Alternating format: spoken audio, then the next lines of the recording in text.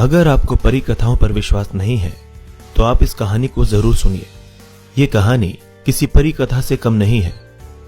एक आदमी जो हाई स्कूल की शिक्षा भी पूरी नहीं कर पाया, वो इतने गरीब परिवार से था कि खर्चा चलाने के लिए उसे अपने किशोरावस्था से ही नाश्ते की रेहड़ी लगाने से लेकर पेट्रोल पंप पर तेल भरने तक का काम करना पड़ा। ऐसे लड़के ने जब एक वृद्ध के तौर पर दुनिया को अलविदा कहा तो उसकी संपत्ति का मूल्य 62,000 करोड़ रुपए से भी ज्यादा था। अगर आप अब भी इस शख्सियत को पहचान नहीं पाए हैं तो हम आपको बता दें कि आज हम बात कर रहे हैं धीरू भाई अंबानी की। बिजनेस की दुनिया का एक ऐसा सफल चेहरा जिसने हर एक गरीब को उम्मीद दी कि सफल होने के लिए पैसा नहीं, नीयत होनी चाहिए। सफलता उन्हीं को मिलती है जो उसके लिए जोखिम उठाते हैं।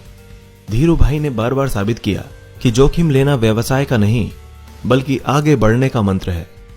28 दिसंबर 1932 को गुजरात के जूनागढ़ के छोटे से गांव चोरवाड़ में धीरज लाल हीरालाल अंबानी का जन्म हुआ।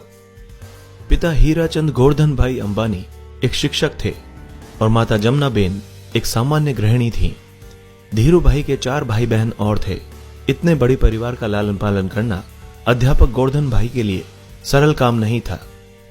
एक समय ऐसा आया कि आर्थिक परेशानियों की वजह से धीरू भाई को पढ़ाई बीच में ही छोड़नी पड़ी और उनकी स्कूली शिक्षा भी अधूरी रह गई। पिता की मदद के लिए धीरू भाई ने छोटे मोटे काम करने शुरू कर दिए। हर सफलता के पीछे ढेरों असफलताएं छुपी हुई होती हैं।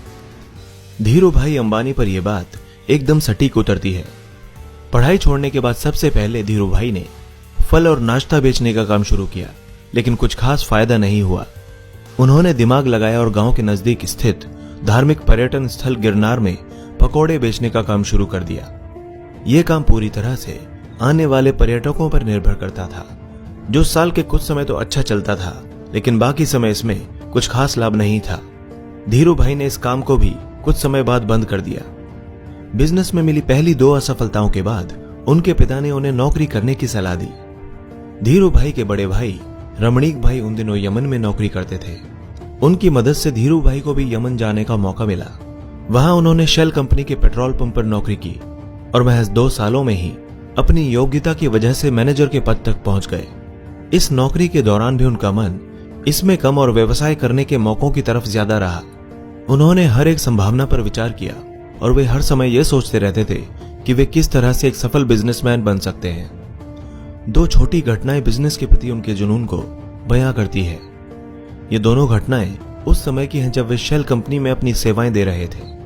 जहां वे काम करते थे वहां काम करने वाले कर्मियों को चाय महज 25 पैसे में मिलती थी, लेकिन धीरू भाई पास के ही एक बड़े होटल में चाय पीने जाते थे जहां चाय के लिए 1 रुपया चुकाना पड़ता था। धीरू भाई से जब पूछा गया कि वे सस्ती के बजाय महंगी चाय क्यों पीते हैं तो उन्होंने बताया कि उस बड़े होटल में बड़े बड़े व्यापारी आते हैं और बिजनेस के बारे में बातें करते हैं। मैं उन्हें ही सुनने जाता हूं ताकि व्यापार की बारीकियों को समझ सकूं।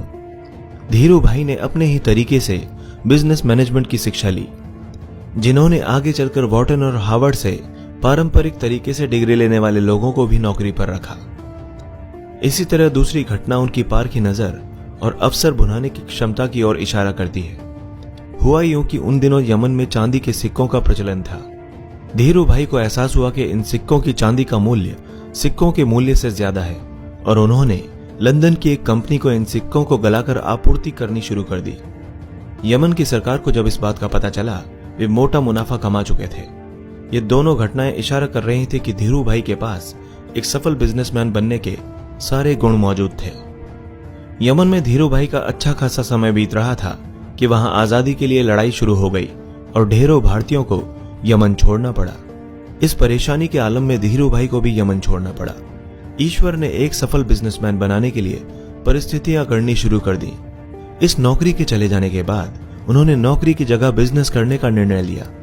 धीरू भाई अंबानी बाजार के बारे में बखूबी जानने लगे और उन्हें समझ में आ गया था कि भारत में पॉलिएस्टर की मांग सबसे ज्यादा है और विदेशों में भारतीय मसालों की, जिसके बाद बिजनेस का आइडिया उन्हें यहीं से आया।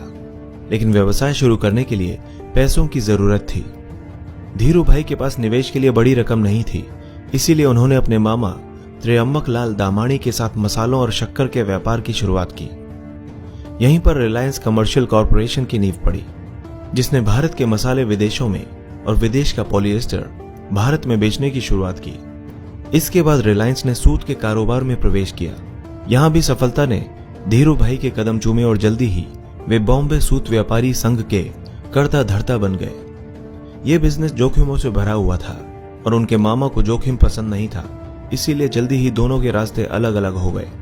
इससे रिलायंस पर कोई खास फर्क नहीं पड़ा और 1966 में रिलायंस टेक्सटाइल अस्तित्व में आया। इसी साल रिलायंस ने अहमदाबाद के नरोदा में टेक्सटाइल मिल की स्थापना की। विमल की ब्रांडिंग इस तरह की गई कि जल्दी ही ये घर घर में पहचाना जाने लगा और विमल का कपड़ा एक बड़ा भारतीय ब्रांड बन गया। विमल दरअसल उनके बड़े भाई रमणीक लाल के बेटे का नाम था। इन्हीं सब संघर्षों के बीच उनका विवाह कोकिला बेन से हुआ, जिनसे उन्हें 2 बेटे मुकेश और अनिल तथा 2 बेटियां दीप्ति और नीना हुई। उन्होंने इसके बाद पीछे मुड़कर कभी नहीं देखा और रिलायंस कपड़े के साथ ही पेट्रोलियम और दूरसंचार जैसी कंपनियों के साथ भारत की सबसे बड़ी कंपनी बन गया। इन सब के बीच धीरू भाई अंबानी का सरकार की नीतियों को प्रभावित करने और नीतियों की कमियों से लाभ उठाने के आरोप भी लगते रहे। धीरू भाई और ब्रिटिश इंडियन बिजनेसमैन नूसली वाडिया के बीच होने वाले बिजनेस घमासान पर भी बहुत कुछ लिखा गया। उनके जीवन पर आधारित एक फिल्म भी बनाई गई जिसका नाम था गुरु। इस फिल्म में अभिषेक बच्चन ने उनकी भूमिका निभाई थी। लगातार बढ़ते बिजनेस के बीच उनका स्वास्थ्य खराब होने लगा और 6 जुलाई 2002 को उनकी मृत्यु हो गई। साल 2000 के दौरान अंबानी देश के सबसे रईस व्यक्ति बनकर उभरे। मीडिया रिपोर्ट के अनुसार जब उनकी मौत हुई तब तक रिलायंस 62,000 करोड़ की कंपनी बन चुकी थी। मृत्यु के बाद उनके बिजनेस को उनके बड़े बेटे मुकेश अंबानी ने संभाला।